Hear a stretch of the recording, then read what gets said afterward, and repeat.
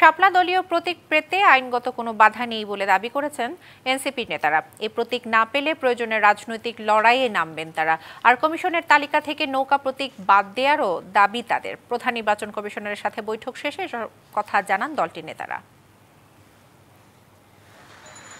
ত্রয়োদশ জাতীয় সংসদ নির্বাচনকে সামনে রেখে নির্বাচন পরিচালনা বিধিমালা সংশোধন করে ১১৫টি প্রতীক সংরক্ষণের সিদ্ধান্ত নিয়েছে ইসি।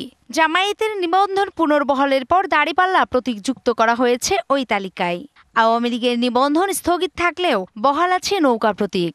কিন্তু জাতীয় নাগরিক পার্টি ও নাগরিক ঐক্যের চাওয়া শাপলা রাখা হয়নি সেখানে।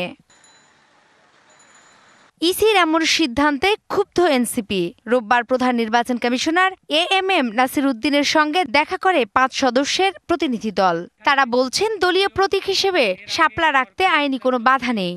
নির্বাচন কমিশনের নিজের সিদ্ধান্ত অনুযায়ী বাংলাদেশ আওয়ামী লীগের নিবন্ধন কার্যক্রম স্থগিত রয়েছে। তাদের যে প্রতীক ছিল নৌকা, সে নৌকাকে কিন্তু এখনও তালিকা থেকে বাদ দেওয়া হয়নি। আইনগতভাবে আপনারা নৌকাকে এই যে তালিকা, এই তালিকার ভিতরে রাখতে পারেন না। এ ব্যাপারে ওখান থেকে এটা বাদ দেওয়ার জন্য যে উদ্যোগটি নেয়ার সেটি তারা নেবেন। তারা এটি আলোচনার আশ্বাস আমাদেরকে দিয়েছেন। শাপলা প্রতীক পেতে বাধা এলে আবার মাঠে নামার হুঁশিয়ারি দেন এনসিপির নেতারা। আমাদের শাপলার কোনো বিকল্প অপশন নাই, কারণ লিগ্যাল ওয়েতে আমরা দেখেছি আইনগতভাবে শাপলা পেতে আমাদের কোনো বাধা নেই। যদি বাধা দেওয়া হয় সেটা আমরা রাজনৈতিকভাবে লড়াই করব। প্রবাসী ভোটারদের ভোট গ্রহণ পদ্ধতির অগ্রগতি নিয়েও আলোচনা করে এনসিপির প্রতিনিধি দল। সে আইনটারও পরিবর্তন করতে হবে। এবং নূপুর মাহমুদ, ডিবিসি নিউজ, ঢাকা।